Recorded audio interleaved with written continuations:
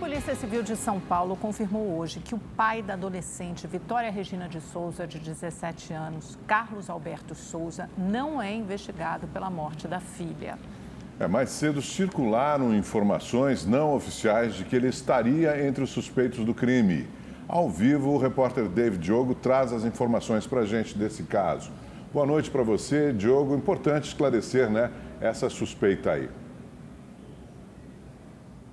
Exatamente, Augusto. Principalmente nesse caso, em que a polícia está investigando e a cada momento está tendo novas informações. Boa noite a você, a Amanda e a todos que nos acompanham. Essa informação foi dada hoje à tarde, durante coletiva de imprensa, pelo diretor daqui do Departamento de Polícia Judiciária da Macro São Paulo, doutor Luiz Carlos do Carmo. Ele desmentiu de que o pai de Vitória esteja sendo investigado. Neste exato momento, em um local ali na região de Cajamar, na Grande São Paulo, está sendo periciado, possivelmente o cativeiro utilizado ali pelos criminosos para manter Vitória antes de ser morta. A polícia investiga se houve assédio sexual e se o sangue encontrado dentro de um dos carros apreendidos era dela. Ainda não está claro para os investigadores se de fato houve aí esse dia exato em que Vitória morreu e também o motivo para o assassinato. 10 aparelhos telefônicos foram apreendidos pela polícia e o que chamou a atenção dos investigadores é que em um deles tem várias gravações do trajeto em que Vitória fazia do trabalho para casa. Vamos ouvir o que o delegado disse hoje em entrevista coletiva. A situação do Daniel, ela permanece em razão de que nós temos aqui o celular dele apreendido. No celular dele apreendido tem imagens dele do local onde a vítima desceu, aliás, ela chegou a descer, até as imagens da onde ela desceu até a residência dela. Foi gravado no celular dele, estava gravado no celular. Acho que 3 ou 4 vezes essas imagens. Até o momento, 18 pessoas foram ouvidas. 3 são investigadas. Relembre o caso. Câmeras de segurança registraram as últimas imagens de Vitória Regina Souza, de 17 anos, com vida, no dia 26 de fevereiro. Ela tinha acabado de sair do trabalho num shopping de Cajamar. Pegou um ônibus e mandou mensagem para uma amiga. A adolescente temia estar sendo perseguida por 2 rapazes que estavam no ponto. Ao sair do coletivo, enviou um áudio para uma outra amiga dizendo estar com medo após ser abordada por homens num veículo. Passou uns caras no carro e eles falaram, e aí, vida, aí tá voltando. Ai, meu Deus do céu, eu vou chorar, vou ficar mexendo no celular, vou nem ligar pra eles. Ai, tá tudo certo, eles entraram pra dentro da favela. Saiu até lágrima do meu zóio agora. Nossa, até me arrepiei. Segundo a polícia, o carro que teria perseguido a jovem pertence a Maicon Salles dos Santos, preso no sábado na casa dele, que fica no mesmo bairro onde Vitória morava com os pais. Segundo testemunhas, o veículo foi visto na cena do crime. No porta-malas, a perícia encontrou marcas de sangue. Nós, hoje, obtivemos uma resposta do Instituto de Criminalística na hora de elaboração da perícia no veículo Corolla, propriedade da pessoa que foi presa, do Michael. Essa constatação de sangue no porta-mala, tudo leva a crer que pode ser da vítima. A polícia não tem dúvidas de que foi ele quem matou Vitória. Contra o Michael, que foi decretada a prisão temporária, nós já podemos afirmar que tem provas testemunhais que não deixa dúvida que ele estava próximo ao local do crime, onde houve o arrebatamento. Nós temos o depoimento da esposa, o que ele falava naquele momento que naquele dia ele tinha dormido na sua residência com a sua esposa. Mentira. Mas o mais importante, nós demos um grande passo com a prisão do Michael, que é realmente um dos autores que praticou essa barbárie. Degola, as facadas. A polícia também pediu a prisão temporária de Daniel Lucas Pereira. Ele teria um caso amoroso com o ex-namorado da vítima, Gustavo Vinícius Moraes, de 26 anos. De acordo com as investigações, o crime teria sido motivado por vingança. Gustavo chegou a se apresentar à polícia, mas a justiça não autorizou a prisão dos suspeitos. Olha, nós vamos falar, por enquanto, do Michael, Daniel e do Gustavo. Essas 3 pessoas, pelo menos 3. Uma com muita prova material, que é o Michael, e as 2 ainda esperando, aguardando mais provas ainda para a gente poder ter o suporte, o SPEC, para poder pedir a prisão novamente deles. O corpo da jovem foi encontrado numa área rural de Cajamar no último dia 5, em avançado estado de decomposição, com sinais de violência, cabelo raspado e sem roupas. E sobre esse caso complexo, conversamos agora com o especialista, nosso comentarista de segurança, Jorge Lordello. Lordello, obrigada pela sua participação no Rede TV News. E você já chega aqui com novidades, quer dizer, além do corpo da Vitória, você vai nos contar que havia o corpo de uma outra menina, uma outra mulher, que foi encontrado próximo a esse local, próximo ao cativeiro, alguns dias antes da morte da Vitória. Pode haver alguma conexão entre esses assassinatos, se é que da primeira mulher possivelmente também foi um assassinato. É verdade, Amanda. Boa noite, Amanda. Boa noite, Augusto. Boa noite você aqui de casa. Quero trazer uma novidade nesse caso, porque a polícia não para de trabalhar. A moça Vitória, ela foi sequestrada no dia 27. 2 dias depois, ela foi encontrada. Ela foi mantida em cativeiro e depois encontrada no mato. Só que 2 dias antes do local exato, aonde Vitória foi encontrada morta, 2 dias antes, muito próximo, foi encontrada uma senhora de nome Edna, 65 anos de idade. Ela estava numas águas, sem roupa e lá morta. Ainda não se sabe a causa da morte. A polícia inicialmente não tinha dado muita importância a isso, mas descobriu-se hoje que essa senhora trabalha numa das casas de um dos suspeitos do crime. Então essa é a novidade. Outro detalhe que nós descobrimos foi a agressividade, a tortura que Vitória sofreu. Há indícios que ela possa ter sofrido, além de ter danos no rosto, cortado o cabelo, ela pode ter sido vítima de abuso sexual, o ML está apurando. E um outro detalhe importante também, a lesão que ela teve no pescoço praticamente teria sido uma decapitação, ou seja, tortura violenta, possibilidade de crime sexual, uma morte muito demorada que durou no mínimo 2 dias, portanto a raiva e a vingança desse grupo de pessoas contra essa moça de 17 anos realmente aconteceu. Lordello, crime passional, né? O que a polícia tem até o momento sobre os criminosos? Olha, isso é importante. Eu fui tentar verificar quem era a Vitória. Quem era essa moça de 17 anos, uma pessoa muito pobre, que trabalhava num shopping, num restaurante, e ela queria ter o seu dinheirinho. O que aconteceu? Ela frequentava uma igreja, que ela era muito fervorosa, mas ela tinha parado de frequentar a igreja, a gente não sabe ainda o motivo. Mas o que a gente descobriu? Que ela teve um relacionamento realmente amoroso com o tal de Gustavo, que já foi ouvido na polícia e a justiça negou a prisão temporária dele. Ok, então com o Gustavo ela teve um relacionamento, parou de sair com ele, mas mantinha uma amizade. Mas trago aqui uma outra novidade. Ela tinha nesse período também uma pessoa que nós não temos ainda o nome, mas está sendo tratado, Augusto, como um tal de ficante. Este ficante fugiu da região de Cajamar e a polícia está atrás dele. E tem a terceira pessoa. A terceira pessoa que seria quem? Que seria o Daniel, que seria o namorado de Gustavo. E a hipótese da polícia que uma questão de ciúme, possessividade, possa ter levado à morte da adolescente Vitória. Agora, Lordello, alguma possibilidade de envolvimento, porque isso também foi aventado, do PCC, da organização criminosa, com esse assassinato? Porque há alguns sinais, como a raspagem, por exemplo, do cabelo, que normalmente é um símbolo para que eles chamam de talarico, né, que significa alguma espécie de traição amorosa. A polícia avançou nessa investigação, porque o que você está relatando para a gente é que possivelmente há várias pessoas envolvidas nesse assassinato. Tem o Maicon, que é o único preso até agora, o dono do carro, do Corolla, onde foram encontrados lá os vestígios de sangue e tal, e o namorado, aí tem o ex-namorado, o ficante, quer dizer, ela foi mantida em cativeiro durante dias. Olha, o delegado acabou de falar algo realmente impressionante. Só para você ter uma noção, o celular de uma dessas pessoas constava, Amanda, gravações da Vitória andando naquela estrada de terra porque ela queria ir para a casa da família.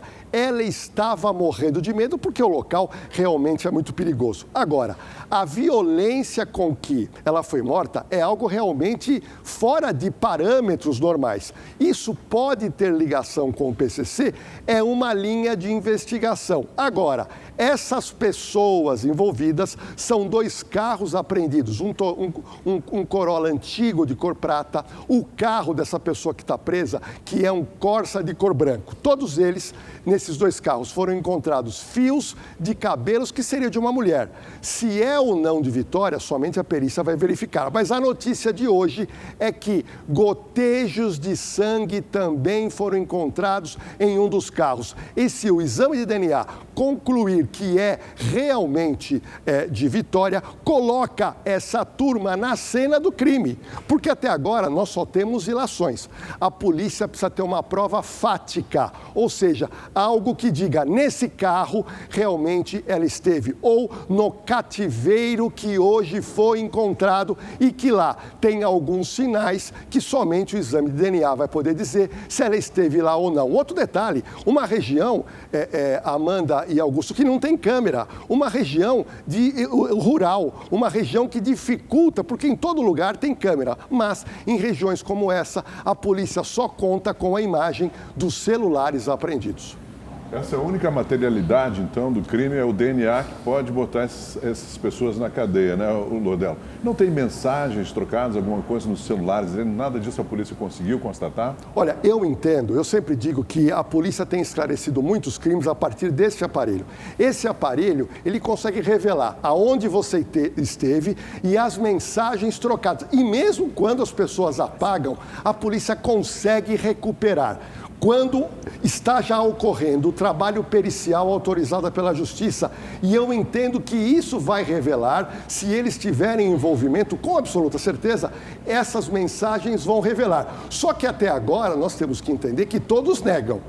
Todos eles estão negando, até a pessoa que está presa, e alegam que conheciam a moça, mas que não tinham motivos nenhum para cometer um crime bárbaro. Então eu entendo que nós chegamos a um ponto que nós não temos câmera de rua, nós não temos testemunha, restou somente os celulares apreendidos para que a prova apareça ou não.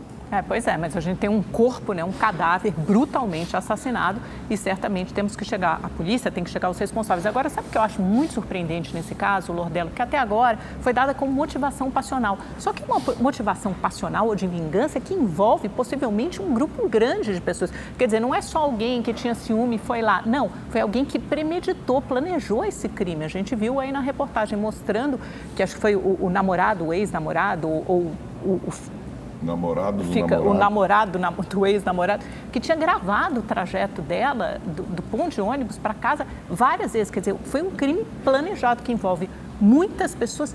Qual o motivo?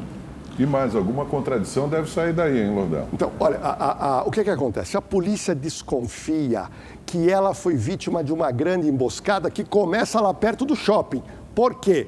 Porque quando ela chega naquele ponto de ônibus e entra, 2 homens entraram junto com elas. Esses homens são tidos como suspeitos. Por quê? Ela pega o celular e manda uma mensagem para uma amiga dizendo: eu estou com medo. Bom, ela desce desse ônibus, vai para um outro ponto de ônibus, pega um outro ônibus e o pânico volta para ela. Por quê? Porque também tinha uma pessoa ali que ela desconfiava. Sim. Essas pessoas que estavam no segundo ônibus não desceram no ponto dela, mas ela mandou uma mensagem para a amiga: eu estou com medo. Mas ela não reconheceu, né? Ela não sabia dizer quem era. Não sabia dizer quem era. Caras que estavam mexendo com ela. Eram pessoas desconhecidas, mas a polícia hoje coloca essas pessoas como suspeitos do crime. Pois há uma possibilidade muito grande que sabiam que ela estava trabalhando há 4 dias no shopping, sabia o horário que ela saía e ela foi pegar o ponto de ônibus, ela estava praticamente sozinha. Nas imagens que nós conseguimos e já mostramos aqui, aparece o ponto de ônibus e não aparece 2 homens que estavam sentados. Mas quando ela entra, Amanda, 2 homens entram e ela teve medo. Ou seja, a intuição dessa moça a todo momento, avisando a sua amiga, dizendo: eu estou com medo, eu estou com receio. Tanto é que ela manda uma mensagem para o ex-namorado dizendo: você pode me pegar no ponto de ônibus, pois o carro do meu pai quebrou. Um outro detalhe muito importante: muita gente ontem e hoje acusando o pai dela de ser um pai desleal, no sentido dele não proteger a filha e não ter ido buscar a filha a pé, já que o carro dele estava quebrado.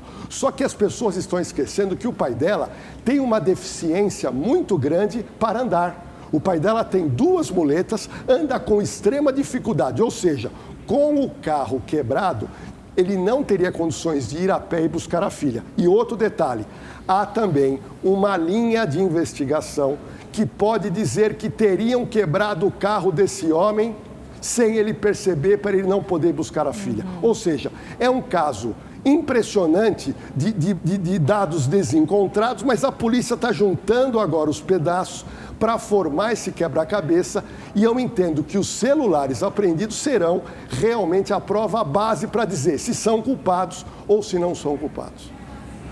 Perfeito, Lordelo. Muito obrigado por sua análise, sua presença aqui com a gente no Rede TV News. Boa noite para você. No interior de Minas Gerais, uma menina de 10 anos que estava desaparecida foi localizada sem vida dentro de um córrego. Um homem que era conhecido da criança foi preso e confessou o crime. Essa postagem foi a última feita por Yara Caroline antes de desaparecer. O corpo da menina de 10 anos foi encontrado próximo a uma cachoeira a cerca de 60 quilômetros do local onde foi vista pela última vez. Câmeras de segurança ajudaram nas investigações. Testemunhas viram a criança entrando no carro da prefeitura da cidade de Água Boa, que era dirigido pelo suspeito de 56 anos. As imagens mostram o veículo passando com 2 ocupantes e cerca de 4 horas depois, retornando apenas com o motorista. Ele foi identificado como Valdinilson Ferreira da Silva e confessou o crime em depoimento. Revoltados, moradores da região protestaram na porta da delegacia.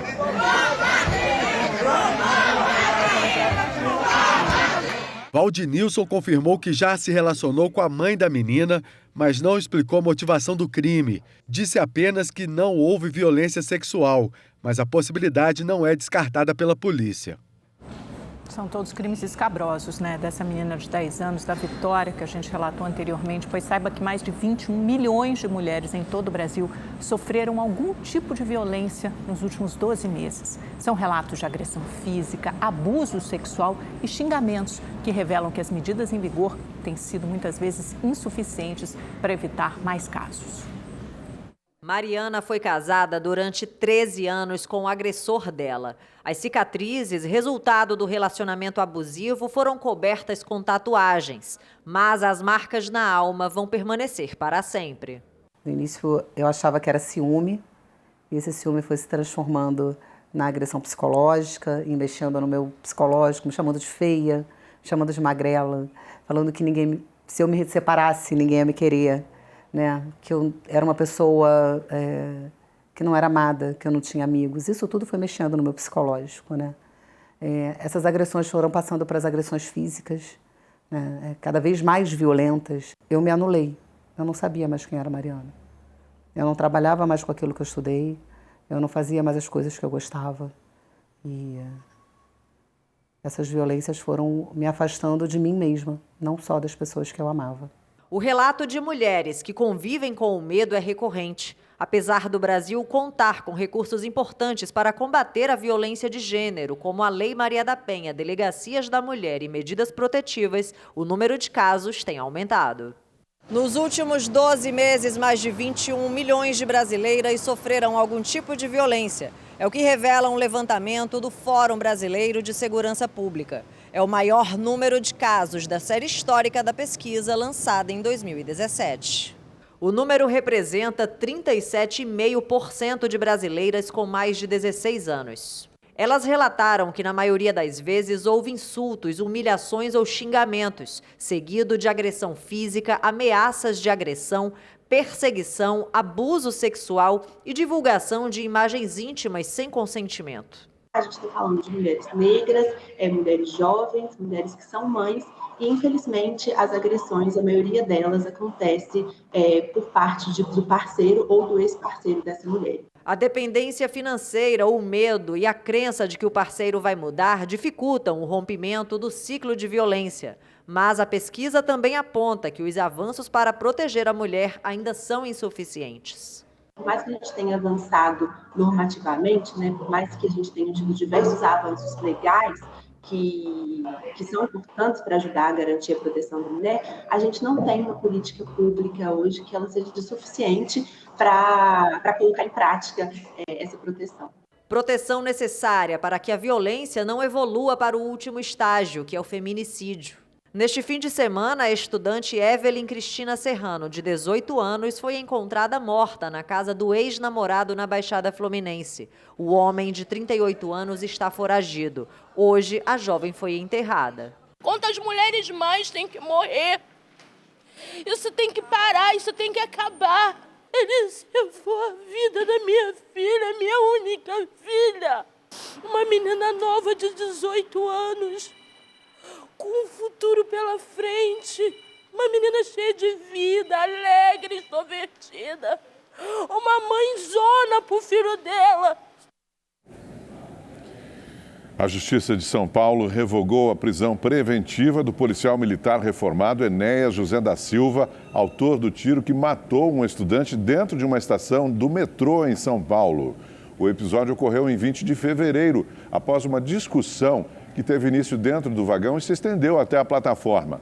Como parte das condições impostas, a Justiça suspendeu o porte de arma do réu e estabeleceu medidas cautelares, como não ter contato com as testemunhas do crime. O ex-agente responde por homicídio por motivo fútil. Encontrar um foragido da justiça em meio à multidão já foi uma missão difícil, mas atualmente festas com grandes públicos, como o Carnaval, podem ser o cenário perfeito para localizar e prender um criminoso foragido. É que a tecnologia das câmeras de reconhecimento facial tem se mostrado uma aliada e tanto da segurança pública em todo o país. Tem sido cada vez mais comum em grandes cidades brasileiras cenas como essas, em que criminosos são identificados por meio de câmeras que fazem o reconhecimento facial. Trata-se de sistemas de monitoramento que armazenam informações de diferentes bancos de dados e cruzam as imagens captadas nas ruas com as fotos de foragidos da justiça. Só no estado da Bahia, 55 pessoas foram presas durante as festividades. A coluna vertebral do nosso sistema é a Base Nacional de Mandados de Prisão, que é uma base alimentada pelo Conselho Nacional de Justiça, onde estão lá todos os mandados de prisão expedidos no país. Tem sido muito significativo a utilização dessas ferramentas durante o Carnaval. No Rio de Janeiro, a Polícia Militar alcançou a marca de 500 prisões realizadas por meio do sistema de reconhecimento facial. O número foi atingido na terça-feira de Carnaval, nas proximidades da Sapucaí, quando policiais prenderam um homem com mandado de prisão em aberto por roubo. Só no período do Carnaval foram 16 presos. Em Minas Gerais, a polícia efetuou 75 prisões. Aqui em Belo Horizonte, algumas prisões aconteceram, né? Foram identificados alguns assaltantes e traficantes foragidos foram presos pelo uso da câmera, com esse reconhecimento facial. O mesmo aconteceu no Rio de Janeiro, que já está fazendo uso dela já há mais tempo. A capital paulista conta com o Smart Sampa, um sistema de câmeras inteligentes. Segundo informações da prefeitura, somente no carnaval deste ano, 23 pessoas foram presas depois da identificação realizada pelas câmeras. 10 em flagrante e 13 foragidos. No sábado, esse homem procurado por duplo homicídio foi preso na Zona Oeste pela Guarda Civil Metropolitana, que contou mais uma vez com a ajuda da tecnologia. Atualmente, 23 mil câmeras de reconhecimento facial fazem parte do programa Smart Sampa, que está em funcionamento desde julho do ano passado. Elas estão localizadas em pontos estratégicos da cidade e já ajudaram na identificação de mais de 700 foragidos da Justiça, além de terem colaborado com mais de 2.000 prisões em flagrante. Aqueles que são condenados e estão no banco de dados de foragidos, através da inteligência artificial do sistema Smart Sampa, em fração de segundo é feito o comparativo da imagem que passou nas câmeras com o banco de dados dos condenados. Identificou com mais de 90% de assertividade de que aquela pessoa que passou é um foragido, daqui nós disparamos a viatura que está mais próxima.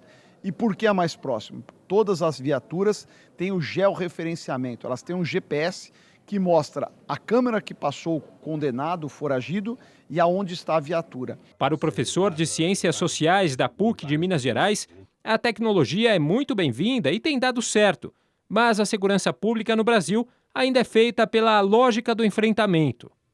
Nós precisamos fazer com que a polícia seja menos do confronto, né? A polícia que age com o fígado, e uma polícia que age mais com a inteligência, com o cérebro. Esse é o grande desafio hoje, que em alguns estados já acontece, mas eu diria para você o seguinte, nessa década, esse é o caminho a ser seguido. Em São Paulo, a polícia conseguiu libertar, depois de uma perseguição, uma mulher que foi sequestrada ao sair de um pet shop. As imagens registradas por uma câmera de segurança mostram o momento em que a vítima coloca as compras que fez no carro dela. Quando ela dá a volta no carro para deixar o estabelecimento, é surpreendida pelos criminosos que aguardavam no carro ao lado. Ela se assusta e grita. Os bandidos usam da força para sequestrar a mulher. Na sequência, eles deixam o estacionamento do pet shop localizado na zona sul de São Paulo. Durante o trajeto, a refém foi obrigada a realizar transferências via Pix. Testemunhas anotaram a placa do carro dos bandidos e passaram para a polícia, que identificou e abordou os criminosos. Um deles levou um tiro e morreu. O outro suspeito fugiu. A vítima foi resgatada sem ferimentos graves. Em Fernando de Noronha, mergulhadores capturaram o maior peixe-leão já encontrado no planeta. Ao todo, foram capturados 62 peixes-leões. Um deles mede 49 centímetros de comprimento e, segundo os pesquisadores, é o maior já capturado no mundo. O peixe, nativo dos oceanos Pacífico e Índico, é um invasor e representa risco a outras espécies da região, já que não existem predadores para ele. Além disso, os espinhos do peixe-leão contêm uma toxina capaz de provocar vermelhidão, febre e convulsões em seres humanos.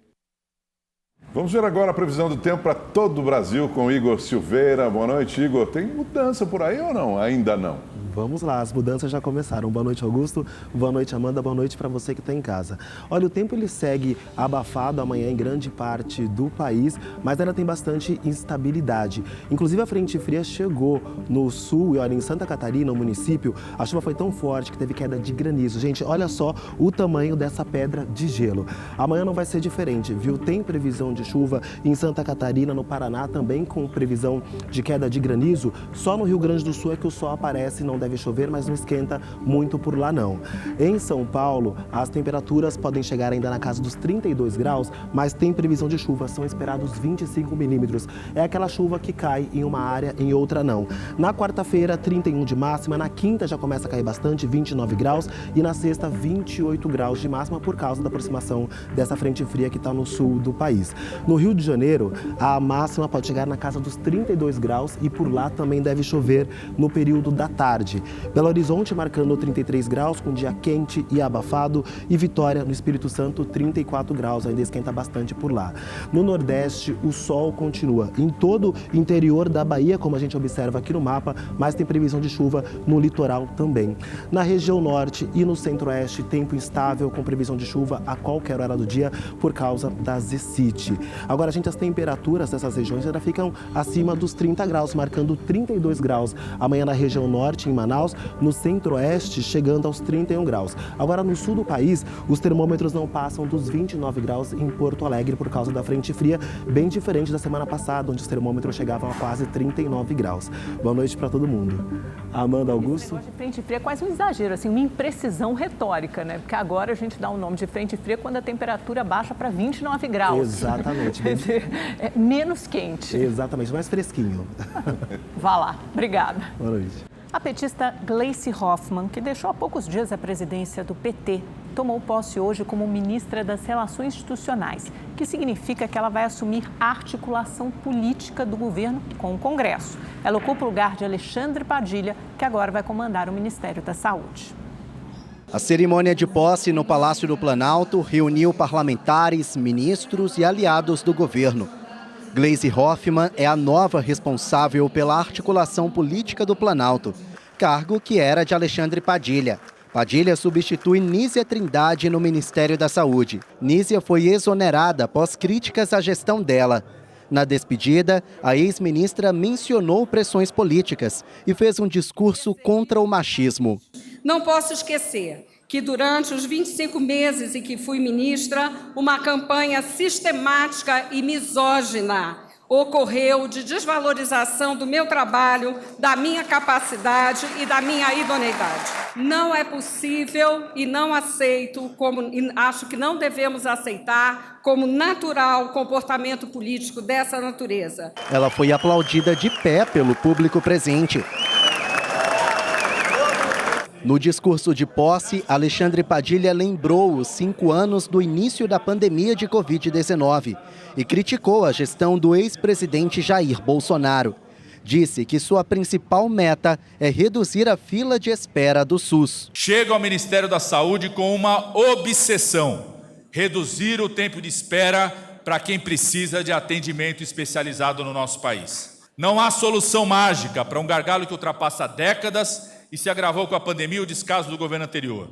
A escolha de Gleisi gerou resistência entre parlamentares do Centrão.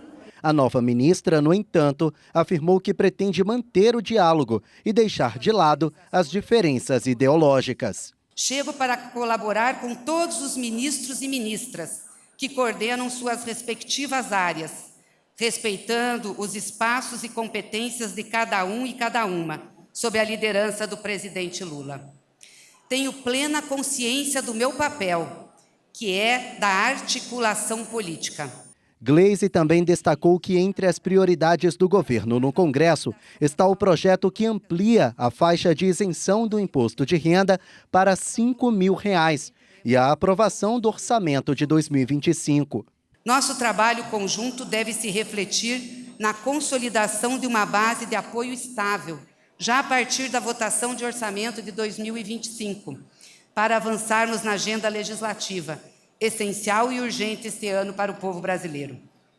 Desta agenda, eu quero destacar por seu sentido transformador a isenção do imposto de renda para os que recebem até R$ 5.000 por mês. Uma questão de justiça. A troca de ministros marca o início da reforma ministerial. Lula tem sido pressionado por partidos do Centrão a abrir espaço no governo para parlamentares indicados pelas legendas.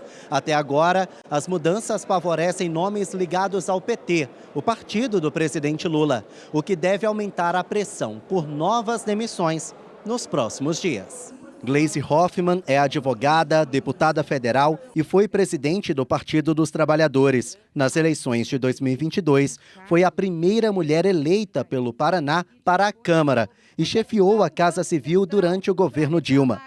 Padilha também é deputado e foi ministro da Saúde na mesma gestão, quando criou o programa Mais Médicos.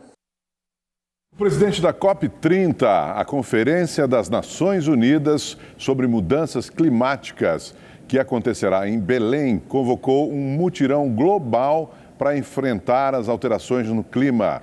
O embaixador André Correia Lago lançou uma carta com os objetivos da conferência.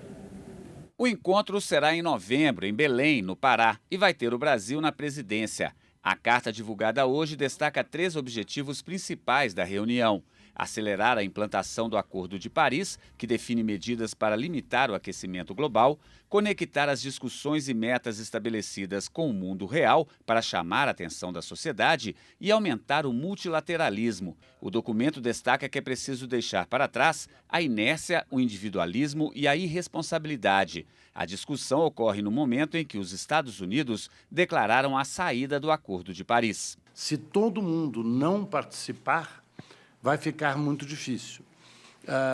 Agora, os Estados Unidos, a gente tem que lembrar, uma coisa é o governo dos Estados Unidos, né, que já manifestou a sua, que está saindo de Paris, etc. Outra coisa é a economia americana, os entes subnacionais americanos, que ainda têm e mostram e têm expressado um compromisso com o Acordo de Paris. Durante a COP30 também deve ser apresentado um plano para aumentar os investimentos no combate às mudanças climáticas. A meta é passar dos atuais 300 bilhões de dólares para 1 trilhão e 300 bilhões até 2035.